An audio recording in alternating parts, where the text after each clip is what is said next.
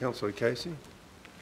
I just want to congratulate everybody for a job well done and just mention one particular aspect of the policy that I know myself and Albert Eden Roscoe and many local boards will be welcoming, and that is the changes to the regulation, location and density of new off licences and the renewals of off licences.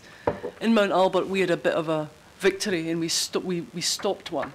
But it was a massive exercise. It involved protest, it involved petitions, it involved a whole day in court for up to 20 members of the community.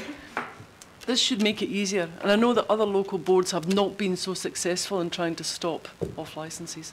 So this will be welcomed by local boards, and I hope that it makes our city a much safer place. Thank you. Thank you. Any other speakers? Okay, Councillor Chair. Yes. Yeah, it'd be remiss of me not to say something, Mr. Chair, so I will. This has been a long process, as we know, and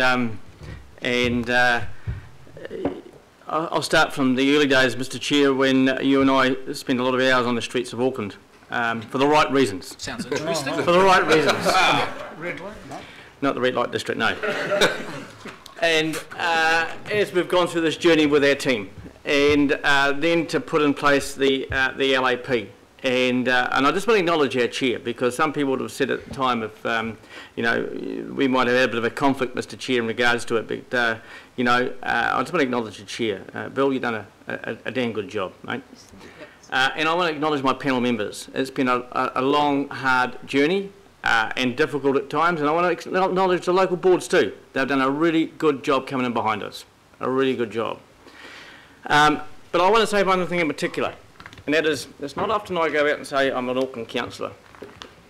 Sometimes around this table I wonder why the hell I am an Auckland councillor. But today, it makes me very proud to be an Auckland councillor, because we've got some awesome staff. Awesome staff. Mike and the team, Belinda and Rebecca, you've been outstanding. Damn outstanding. We couldn't have done it without you. The hours and the times and the sleepless nights you've had to put into this has been unbelievable. So if people of Auckland think we're taking this lightly, they've got another thing coming. So, ladies, gents, thank you. Just where we've ended up, I think we've ended up in a really, really good spot.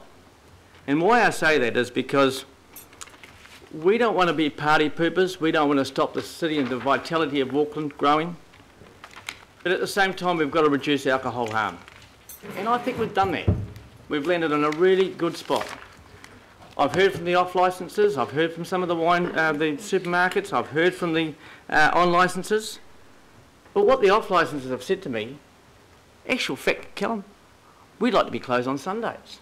Why don't you shut us on Sundays? But they open Sundays because the competition's down the road. They're happy to have 6 days a week.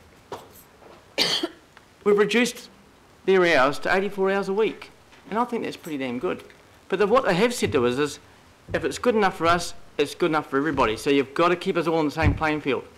Supermarkets and off-licence, keep us on the same playing field, and we'll be all happy.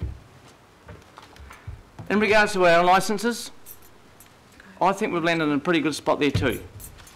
We've defined the CBD by the motorways, Councillor Wood, excellent. We've also separated it into 2 areas. The CBD and Auckland. What would have been confusing if we said metropolitan towns, local town centres, you know, town centres? It would have been absolutely diabolical. So we've actually landed in a good spot where we've said the CBD of Auckland 4 AM, the underlying areas 3 AM. But that doesn't give them an automatic right of a 3 AM closing. And I think this is where people got to realise. It depends on your resource consent. It depends on what the DLCs implement. So, you know, there's a lot of our bars across the region, where and in particular the south, north and west, where they're open 1 AM, 2 AM and 3 AM. And they've got a licence at 3 AM, but they generally shut around 1 o'clock, 2 o'clock, or when their patronage is not there. So we're going to be realistic about it. And to me it's about, the direction I was coming from was to reduce alcohol harm, in particular our off licences and our on licences, is about in establishments. I would rather people drink in establishments, good licensed premises, where one would think that's where people feel safe and a safe environment to be drinking in. not on our backyards, not on our beaches and our reserves, not in our driveways, not in our carports, but in a good licensed establishment where they're in a controlled environment. To me, this is where we've landed.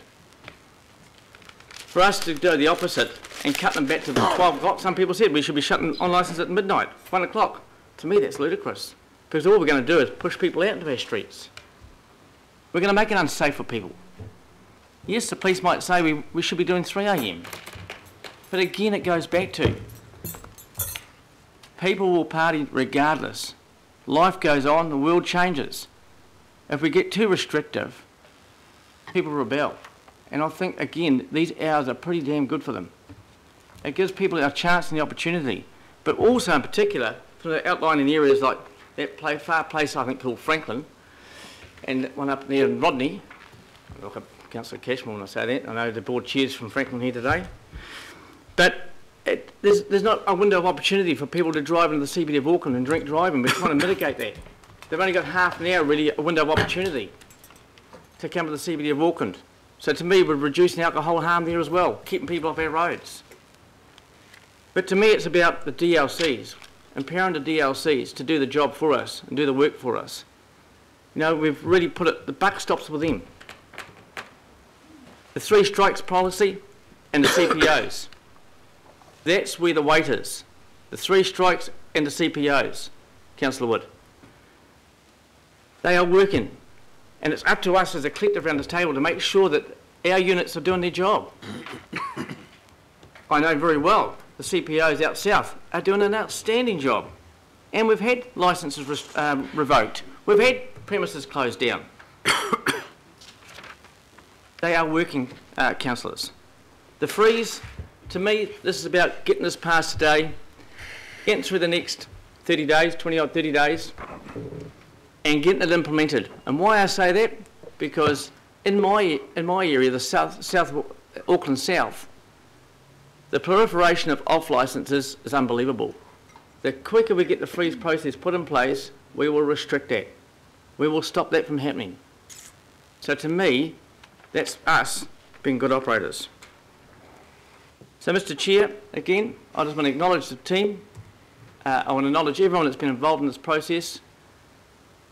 And our staff, man, awesome. Thank you. Just to clarify, the CPO is a controlled purchase operation. Correct. Yeah.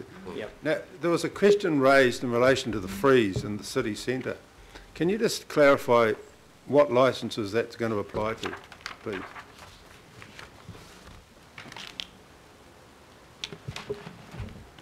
Through you, Mr. Chair. So the freeze in the CBD only applies to off licences. It does not apply to on licences for that 2-year period. Correct. Thank you. Right, any other speakers? Right, Councillor Cashmore, do you want to have a right of reply? Thank you, Mr. Chair. So, councillors, you've heard from a lot of the panel members this morning, and this process has been long, and it needed to be that, to be thorough and comprehensive and to be inclusive.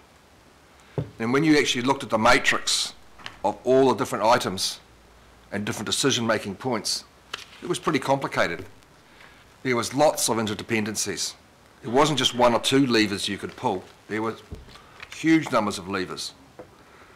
And for some of those, there were good responses, others there were not so good responses, and they did mirror and reflect one another. So there was that balancing act to try and move forward. The other thing we were recognising, very cognizant of, is the fact that as a city, we are changing, and changing very, very fast. It's not just about population growth, it's about the maturity of the drinking culture. We're all far too young to remember the 6 o'clock swill, but we've probably heard about it from our grandfathers. And the last thing anyone would ever think about doing is going back to that sort of days. But the maturity of the way people behave these days, the sophistication of how people enjoy their after hours, we need to be able to accommodate, and that's what we were comprehensively trying to achieve that, at the same time ensuring that it was done in a responsible manner that was as safe as possible to try and mitigate that alcohol-related harm.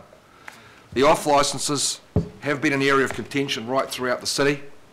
There is a strong public will to see more regulation and to see a greater enforcement, and that's going to have to be done through our licensing people.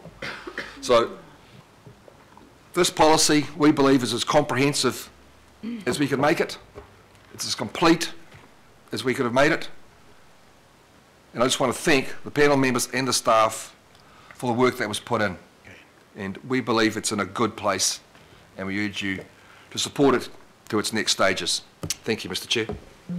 That was the writer replied. What was the issue, Mr. Councillor Lee? I want to speak very briefly, Mr. Chairman, in defence of the 6 o'clock swill. I won't take long, but there is an assumption that in those days we were all very uncivilised, and now that we have completely liberalised drinking laws and rules, we're very civilised. Well, actually, all you need to do is correlate the crime statistics from the bad old uncivilised 6 o'clock swill days with the present civilised ones, and maybe you need to think again about how uncivilised those restrictions were. I'm not saying we should go back, but, you know, let's not get into a cliche that it was all uncivilised in those days, and with liberalisation of drinking rules, we're very civilised. We are not yet. So I'll just make that point. Well, with that, I'll take the vote. We'll do it by the division. Far too young to remember the 6 o'clock swill, Michael. Councillor O'Neill? That legal drinker. Councillor Brewer? No. Councillor Casey? Yes. Councillor Cashmore? Yes. Councillor Fletcher? Yes. Deputy Mayor Hulse? Aye. Councillor Crum? For. Councillor Lee? I'll abstain. Member MacDonald? Yes. Good word. Councillor Penrose? Yes. Councillor Quacks? Yes. Councillor Stewart? Yes. Councillor Sir John Walker? Councillor Wayne Walker? Yes. Member Wilcox? Yes. Yes. Oh, my forebears would be proud. Brewers. Carried 14-1. 14-1. Thank you. Declare it carried. Thank you very much. Well done. Thank you. Well done. Thank you. Thanks to the officers. Thanks to the public. Thank you. Special We now move to item 10. We'll issue a special licence for you.